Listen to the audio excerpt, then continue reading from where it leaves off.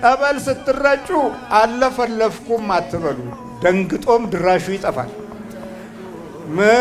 ሁለተኛ ደግሞ ተደብቆም ከነበረ ቀስ እያለ ይማቅቃል። በአንድ ጊዜ ብቻ የምትቸኩሉ ሰዎች ገና አልገባችሁም። ገና እስረኞች ነን። ገና የመንገድ ዳር አስተሳሰብ አልተሆንም። ገና መንገድ ላይ ነን ያለ ነው። ስለዚህ የለም መፈታት አለብን። በሁለተኛ ደረጃ ምንም ያልደከመው መንፈስ እንዲደክም ያግዛል። ሌላው ደግሞ ስትጠመቁ ቅልል ይላችኋል። አይላችሁም እንዴ?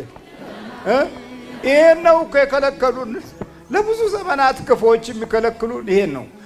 ሌላው ደግሞ በኑሯችሁ ውስጥ የምታዩበት አይን ለቀቅ ሲያደርገው ወደ ቤታችሁ ስትገቡ እቃውም ያምራል፣ ያላችሁ ያምራል፣ የለበሳችሁት ያምራል፣ የነካችሁት ያምራል፣ የጋገራችሁት ይባረካል።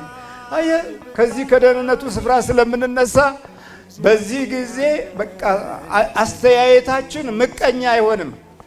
አይኖቻችን ጠበል ሲነካቸው ነጠላዋ ያምራል ብለን የሌላ ነጠላ አናይም። ቀሚሷ ያምራል ብለን የሌላ ቀሚስ አናይም። ብርጭቆው ያምራል ብለን የሌላ ብርጭቆ አናይም። አይተንም እኮ ቢባረክ ጥሩ ነበረ። አይተነው ስንሄድ ይሰበራል። ያ መንፈሳችን ይበለዋል፣ ክፉ ይሆናል።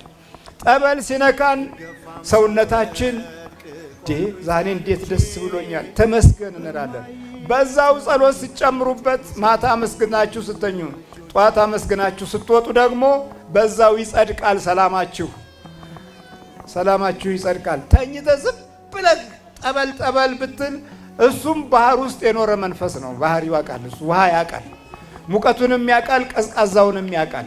ልዩነቱ ምንድነው? በስመ እግዚአብሔር እዚህ የተባርኮ ተቀድሶ አምነን ስንጠመቅ እሱ አይወደውም፣ ክፉ ነው። እሱ ክፉነቱን እዚህ ማቅለያ ነው፣ ማባረሪያ ነው። ይሄው እዚህ እኮ መድኃኒታችን ኢየሱስ ክርስቶስ በመዝሙር እየተዘመረ አቤቱ አድነን እያሉ ሲመጡ በመቅደስ እውሮችን አንካሶችን ወደ እርሱ ቀረቡና ፈወሳቸው።